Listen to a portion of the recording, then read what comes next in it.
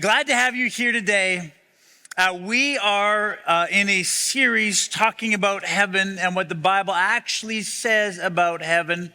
And believe me, that's raised all kinds of questions, interesting questions, hard questions. And it turns out that when it comes to those questions, some have a very clear biblical answer. And others, we just don't know. We just do the best we can based on what the scriptures teach us. But there are some things that are utterly clear and unambiguous that the Bible teaches about heaven. It teaches us that when Jesus returns, that we will have a physical resurrection body like the one that he had after his resurrection. And therefore, it teaches us that there is a place where that body will go, and something for it to do and to spend eternity. And that place is in the new heaven and the new earth. And the Apostle John, in his vision at the end of Revelation, saw that that's this planet, only renewed and restored. And not only that, but he saw that when that day comes, that heaven itself, the place where God dwells, will come down here on earth. And God will dwell with us together in eternity in this place. And we will live in a place where there is no more sin and no more sorrow, no more sickness and no more death. And everything will be the same, but different. There'll be continuity, but transformation. And as we talked last week, if you were here, you know that therefore has profound implications for how we spend eternity. I mean, we will spend eternity in bodies. We will eat and drink and work and play. And above all, we'll spend eternity in the very presence of God himself.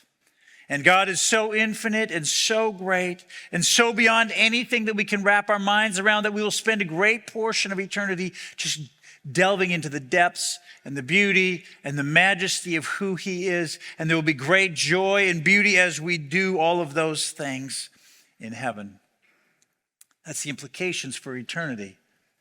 But the fact of the matter is, if we have a proper biblical understanding of what heaven is all about, it also has some very profound implications for how we live our life here and now, today. And that's what we want to talk about today. You know, if you study the words and teachings of Jesus, if you read what he says and understand what he actually says, you will come to this conclusion, that the way to find your life is to give it away. If you lose your life, that's how you will find it. It's the principle of the upside down kingdom.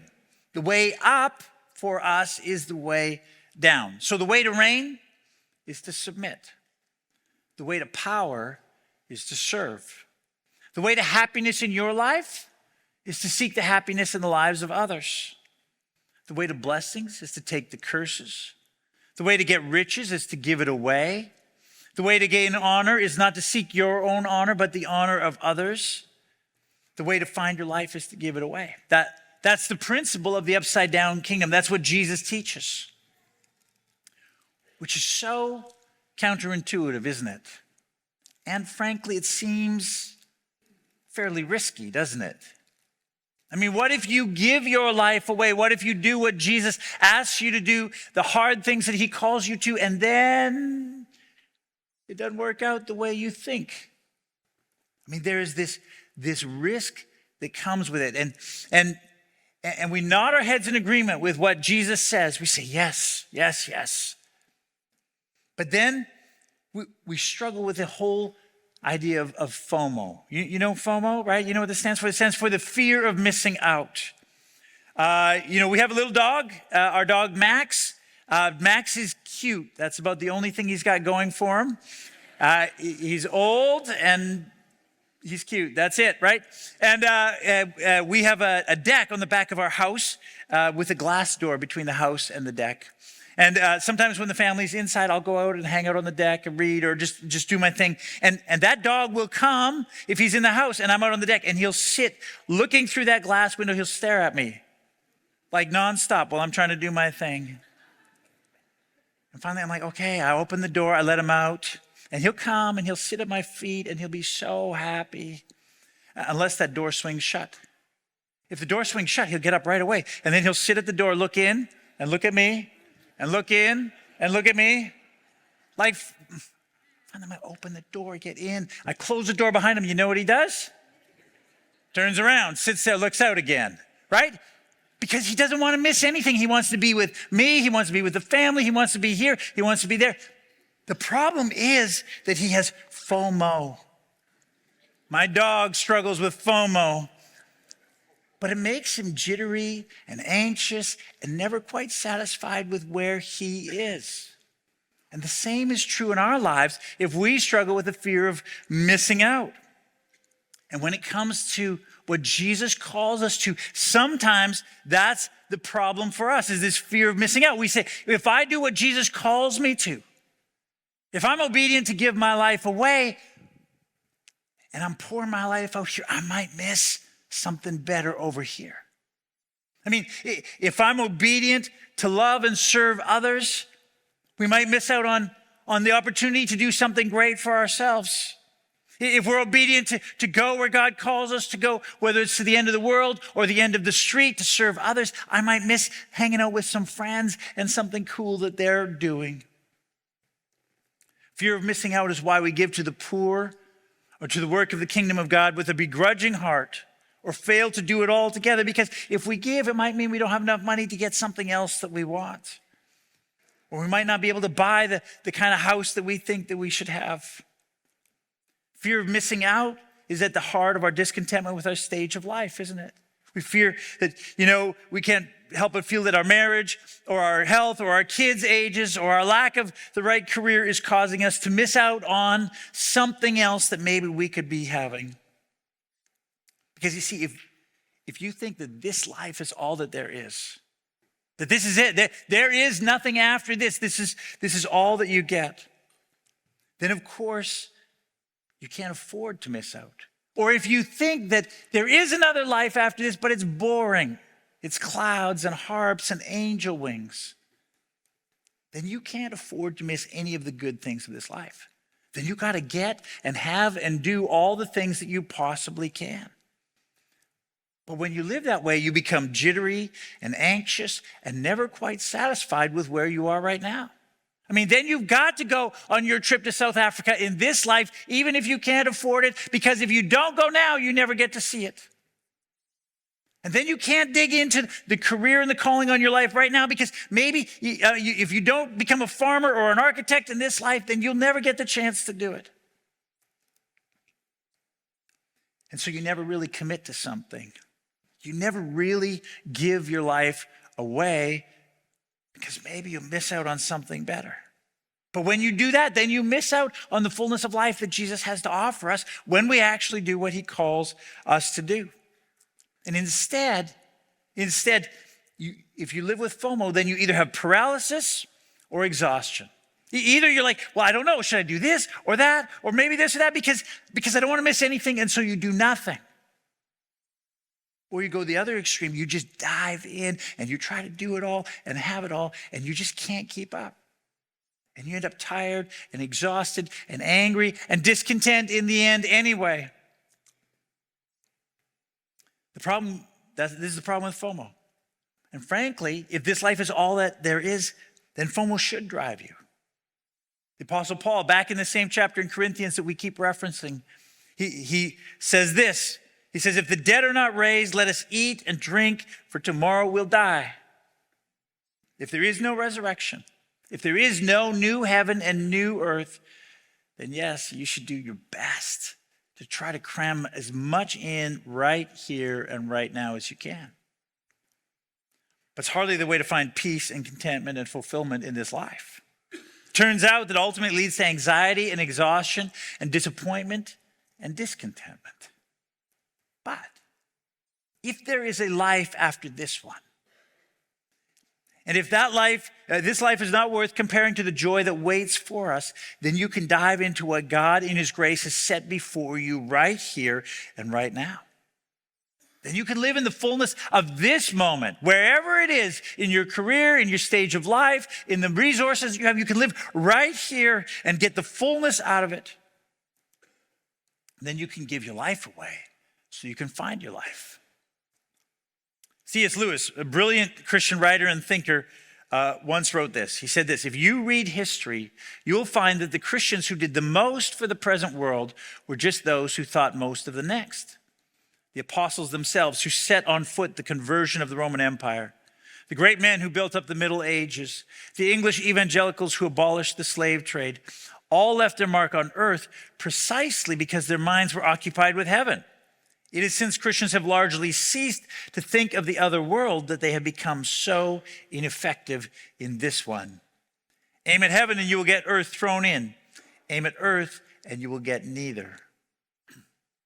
Lewis looked through the history of Christianity and he said it was those Christians who understood what heaven was all about, who understood the promises that were available to them. In light of that, they were the ones who became most effective, who were most engaged in the world around them, who were most present, and in the end had the most impact and lived the fullest, most meaningful lives. It's so important that you have a proper biblical understanding of heaven because it will profoundly affect how you live this life here and now. Here's what Jesus says to his disciples. Whoever wants to be my disciple must deny themselves and take up their cross and follow me. For whoever wants to save their lives will lose it, but whoever loses their life for me will find it.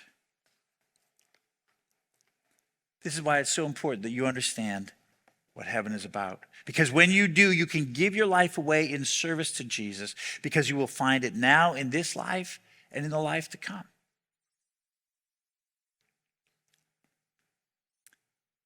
If you have a proper understanding of heaven, you can give your life away so that you find it. But there's a second reason why you should have a proper understanding of heaven. And this second reason is much less well known to many Christians, and in fact, one that some haven't heard about before, and yet you should know about it. And here's the second reason why you should have a proper understanding of heaven. Because if you have a proper understanding of heaven, you should give your life away in service to Jesus because you will be rewarded for doing it and judged for not doing it. Here's the very next thing that Jesus says right after the last sentence that I read to you from him. He says this: what good will it be for someone to gain the whole world yet forfeit their soul? Or what can anyone give in exchange for their soul?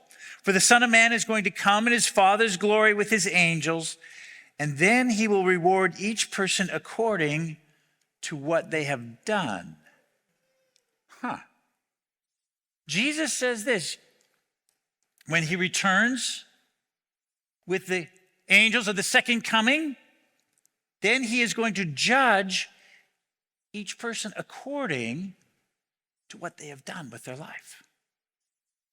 In fact, he says it again in the book of Revelation. He says this: look, I'm coming soon. My reward is with me, and I will give to each person according to what they have done.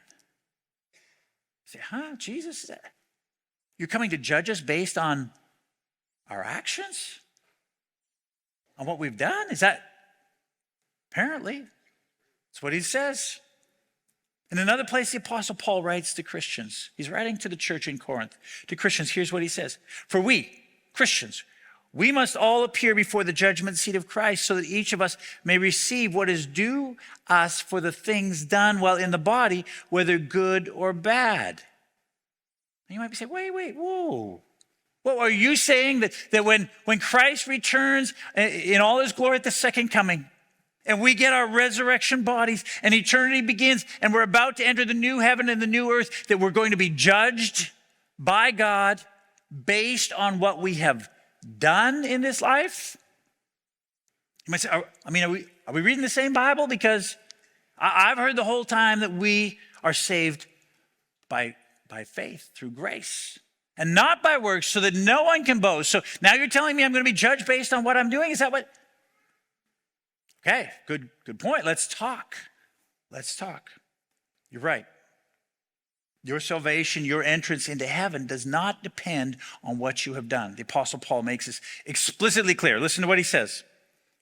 For it is by grace you've been saved through faith, and this is not from yourselves. It is the gift of God, not by works, so that no one can boast. Paul's so clear. You can do nothing to earn your salvation. You can do nothing to pay the price for your sin and treason and rebellion against God.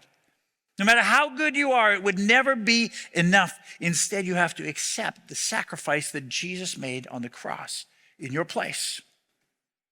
Clearly, the only way to go to heaven is through what Jesus did for you on the cross. But listen what the Apostle Paul says immediately after that. He says, for we are God's handiwork, created in Christ Jesus to do good works, which God prepared in advance for us to do. In other words, he says, look, you can't earn your way into heaven, but once you've come to faith in Jesus, he has some good works that he has prepared in advance for you to do. Not to earn his approval, not to get into heaven, but to participate in what he is doing in the world around us. Good works that he has specifically set aside for you to do, based on your personality and your skills and your giftings and the calling that he has on your life. See, sometimes when people think that when they're saved, when they say the prayer, that Jesus says, another one who's joined me, great. Welcome to the kingdom. Here's a couple of drink tickets. The pool's over there. Go sit back, relax. I'll collect a few more. And when we're all done, I'll take you all. We're going to go. This place will seem like a dump compared to where we're going. Just sit back. And so they come to faith in Jesus, genuine faith, but then they do nothing or very little with the talents and the gifts and the resources that God has given them. And Jesus warns against this very thing. He warns against it in a parable. You can find it in Matthew 25. He tells of a manager who sets out on a long business. So he calls 3 of his employees, 3 of his servants, and he gives them each a certain amount of talents. Now, a talent in that day was a significant sum of money. To one, he gave 5 talents. To another, he gave 2, and to another, he gave 1. And he said, look, I'm not giving you these so you can sit by the pool. I expect that you're going to go and use them and invest them and bring a return on these talents. And so he goes away, and the guy with 5 gets to work and doubles it to 10. The guy with 2 makes it into 4, and the guy with 1 buries it. And he sits by the pool until his manager comes back. Now, if you're the employer, if you're the guy who gave your money to them and you came back, what would you do? Would you be like, hey, I'm back, you're back, it's all good, let's party? No, you would judge them based on what you asked them to do, wouldn't you? There would be a reckoning. You'd call him into your office and say, I gave you 5 talents. I gave you a chunk of change. What did you do with this? He's like, I did 10. What would you do? You're like, well done. Promotion coming, my friend. Like, you're the guy. The next guy comes in. I gave you 2. 4. Well done. There's a future here for you. Keep going. The next guy. 1. What'd you do? Nothing. Really? That's okay. Are you kidding? I mean, according to the parable, it's like, get out. We're not doing this thing anymore, right? Jesus tells this parable for a reason. It wasn't just like, hey, here's a parable. Listen again to what Jesus says. These are his words. For the Son of Man is going to come in his Father's glory with his angels, and then he will reward each person according to what they have done. And again, look, I am coming soon. My reward is with me, and I will give to each person according to what they have done. And the Apostle Paul writes, for we, Christians, must all appear before the judgment seat of Christ, so that each of us may receive what is due us for the things while in the body, whether good or bad. Look, that should get our attention, shouldn't it? Daniel Webster, of the dictionary fame, was a deeply devoted Christian, and this is what he said. The greatest thought that has ever entered my mind is that I will have to stand before a holy God and give an account of my life. And you will too. And so will I. As Christians, as those who are saved by grace through faith. So, let's think about this for a minute, because this is going to be important for us. What is this judgment that is coming into our life? First of all, you have to understand that judgment, the word judge in Greek, has 2 meanings, just as it does in English. There is the first meaning that we use in English and in Greek that means to condemn for a crime, right? You do a crime, you are judged and condemned and punished. That's what happens to those who rebel against Christ, against God, who are treasonous against him, and don't seek to repent. But there's another kind of way that we use the word judge, and that has to do in a sports setting, right? In a sports setting, if you go to a like a track meet or anything like that, there is judges who reward you based upon how well you compete and what you accomplish. And if you do well, you receive a reward. And that's the kind of judgment that Jesus and Paul are talking about here. And so you might say, oh, I get it. Hey, when we get to heaven, everyone gets a participation prize just for showing up, right? I mean, this is how it rolls these days. Didn't roll that way in those days. It's not what Jesus is talking about. Not even close.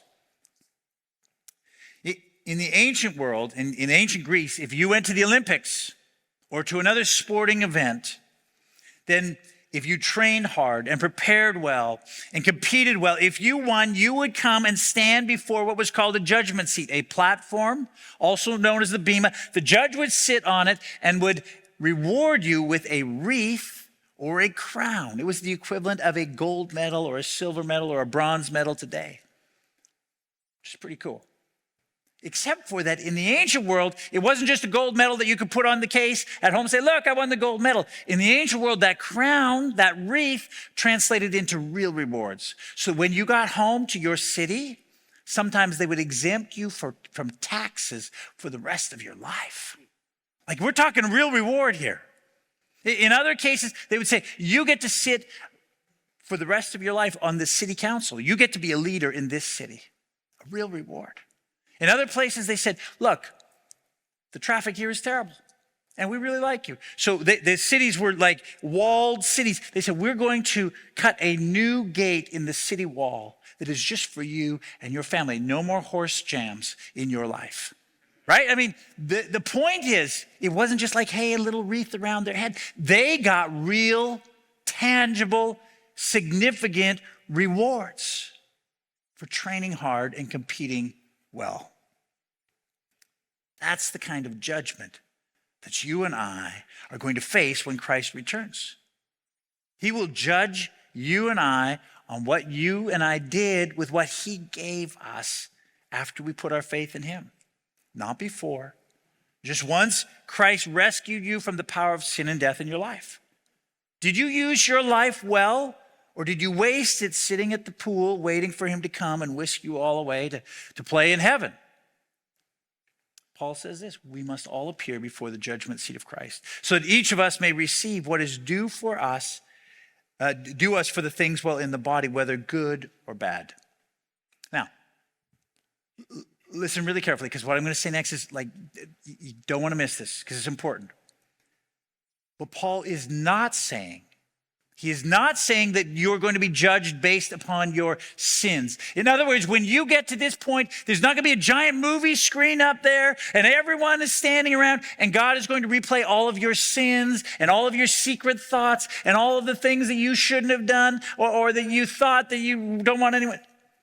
That is not going to happen. Okay? God has declared that your sins, if you are a believer in Jesus, have been forgiven and forgotten, and that he remembers those sins no more. So we're not talking about like, oh, they're going to play my whole life for everyone to see. That's not going to happen, okay? Hope you got that, because otherwise it's really scary. Rather, when he says that God will judge the good and the bad, the Greek word that he translates, that's translated as bad in English, doesn't mean sin or evil. Instead, it means useless, hopeless, or good for nothing. The bad that he is judging is that which is wasted, that which is frittered away, that which is squandered. And the Apostle Paul, in another place, paints a picture of what that will be like. In 1 Corinthians 3:11, he says this, "For no one can lay any foundation other than the one already laid, which is Jesus Christ. If anyone builds on this foundation using gold, silver, costly stones, wood, hay, or straw, their work will be shown for what it is, because the day will bring it to light. It will be revealed with fire, and the fire will test the quality of each person's work. If what has been built survives, the builder will receive a reward. If it is burned up, the builder will suffer loss, but yet will be saved, even though only as one escaping through the flames. So on that day, when Christ returns, he will judge what you have done. And it will be as if you bring your entire life before him and you present it to him. You say, "This is what I did with my life after you called me to follow you." And he will light a match to it. And it will begin to burn. And whatever is wood, hay, and stubble, whatever has very little value will burn up. And there'll be ashes. But whatever is gold and silver and precious stones will become clearer and brighter and more brilliant. And at the end, you will look and say, "This is what I've done." And he says, look, there will be some who get there and they've done nothing of particular value with what God has given them after they came to faith in him. And it'll all be burned up. There'll just be ashes. They'll look at their life and say, "It was wasted." But they'll still be in heaven. It's not like they won't make it to heaven, but there will be a shame in that moment, not a shame of their sins, but a shame of like, how could I have wasted a life that God gave me in service to him?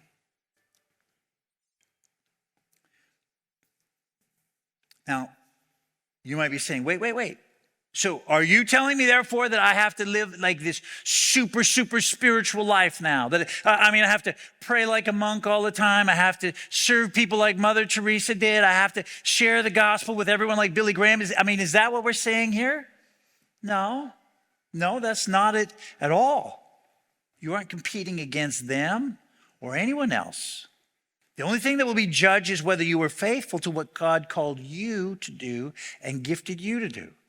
And Jesus made this point again in his parable about the talents. Each of us is given a different quantity of talents, a different quality of talents, a different amount of talents. The question is simply this: are you being faithful to do the good works that God has prepared for you to do in advance? Because you see, lots of people think that heaven is like communism.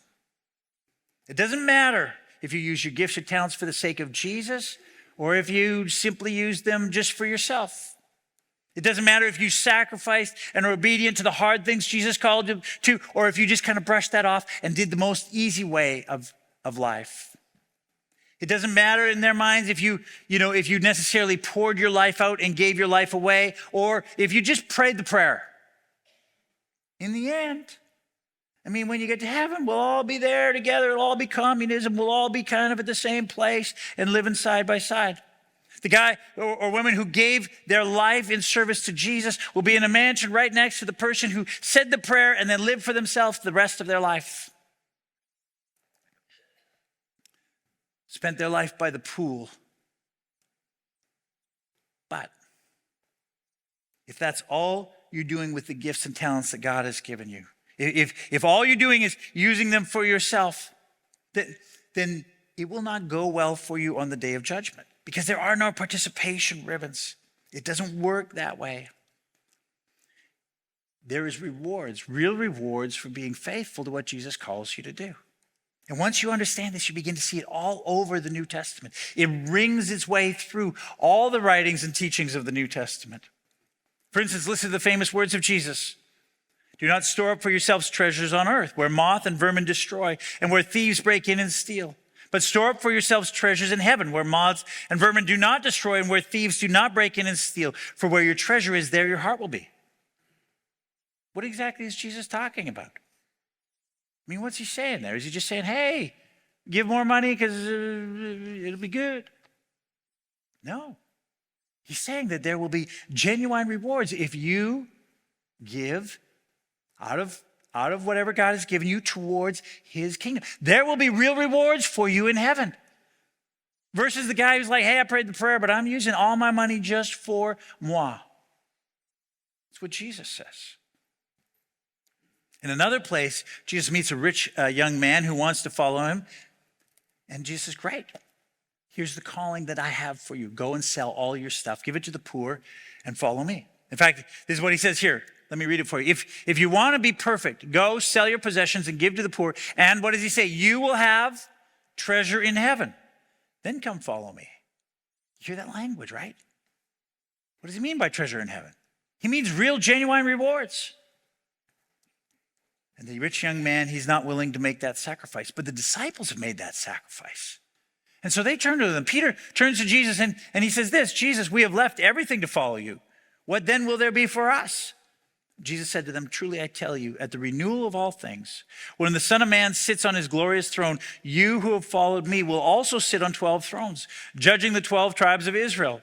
And everyone who has left houses or brothers or sisters or father or mother or wife or children or fields for my sake will receive 100 times as much and will inherit eternal life. But many who are first will be last, and many who are last will be first. He says there's a reward. There's a tangible, very real reward for those who suffer the price and suffer and pay the price to follow Jesus. In heaven, it's going to be two guys side by side. One who, when hardship came, said, "Oh well, I'm just gonna get my head down and just kind of make my way through." And the other who says, "I'm going to be obedient, even though it costs me." All kinds of things. There is no communism in heaven. Both guys will be there. Both people will be there because they're saved by faith. But one will receive rewards, real rewards, and the other, all that they did in their life will be burned up. It'll be an utter waste. Listen to what the writer of Hebrews says about this. He writes this, by faith, Moses, when he had grown up, refused to be known as the son of Pharaoh's daughter. He chose to be mistreated along with the people of God rather than to enjoy the fleeting pleasures of sin.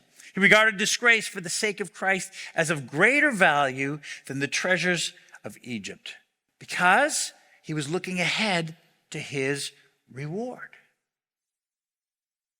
A little later on in that same chapter, the writer of Hebrews has been listing all of these incredible heroes of the faith, Noah and Abraham and Moses, and then he starts talking about some of the less well-known heroes of the faith. And in verse 35, he writes this interesting thing. He says, women received back their dead, raised to life again. There were others who were tortured, refusing to be released so that they might gain an even better resurrection. That's fascinating. A better resurrection. What's better than heaven? A better resurrection with the rewards for being faithful to what Christ has called you to do. James writes the same thing. Blessed is the one who perseveres under trial, because having stood the test, that person will receive the crown of life that the Lord has promised to those who love him. Again, that's not a phrase. That's a reference to a real reward. There is a reward for enduring through trials and hardship. It is for those who remain faithful to Christ, despite the cost. It is granted to those who have been mocked, who have lost their friends and family because of their faith, who have been expelled from their country of origin, who have suffered status loss and reputation loss, and who have even been tortured and killed for their faith. There's real reward for that. The Apostle Paul talks about the same thing in other places. He says, I've fought the good fight. I've finished the race. I have kept the faith. There is now in store for me the crown of righteousness, which the Lord, the righteous judge, will award for me on that day. And not only to me, but also to all who have longed for his appearing. There is a reward, a crown for those who have lived according to a life that honors Christ, in line with the way that he calls us to. Not a perfect life, a life where you fall down and then you get up and you say, I keep going again. A life where you say, this is hard, but I'm going to gather around people who are also running this way with me, and I'm going to do what's hard. There is a reward for that. The Apostle Peter speaks of another kind of crown, the crown of unfading glory that will be given to those who disciple others, who use their time and their talents to share the good news of the gospel, who pray for others, who point others to Jesus and help them know who he is. And I could list others as well. But now that you know about it, when you read, you'll see it all through the New Testament. There are significant and very real rewards for obedience to Christ. So, don't waste your life. Take the gifts and the skills and the talents that God has given you and pour your life out for the sake of Christ. Lose your life so that you might find it. Discipline yourself. Take some risks. Be daring. You can afford to risk things for the sake of the gospel because there is an eternity coming. And so if it goes hard for you right now, you don't have to worry that you're going to miss out, that you don't get the chance that you want. Instead, you can experience the fullness of life here and now. As hard as it is, because there is a new heaven and a new earth. Look, the good things in life, the important things, always come from delayed gratification. Right? I mean, the birth of a child comes from 9 months of waiting and then a great deal of pain. Getting in shape comes from months and months of hard work and strain. Building a business, learning to play an instrument, mastering a new language, all take passion, perseverance, and hard work. That's how it goes. But there are great rewards for doing so. And there are great rewards for doing what Jesus calls you and I to do. You won't miss out. Instead, if you pour your life out, you will find it. And you will receive incredible rewards when you stand before Jesus. This is good news of the gospel. This is why it's so important that we know about what heaven is all about. Well, hi, my name is Jonathan. I'm the lead pastor here at Ridge Church. Thank you for joining us today. We hope that it was just a great opportunity for you to connect and learn more about following God and knowing Jesus. And we just want to invite you to continue to engage with us here. But we also believe that one of the best ways to follow Jesus is in the context of community. And so let me just take a quick moment and tell you what Ridge Church is all about. We're really about three things. The first thing is about Jesus. Above all, Jesus is the reason that we exist. Our goal, our desire is that you would know Jesus and be known by Jesus, and that he would change and transform your life. The second, we believe that community is really important. You know, in a world with so many digital connections and so few genuine connections, we believe that one of the best ways to live life, one of the most healthy ways, and certainly one of the ways to follow Jesus best is in the context of community.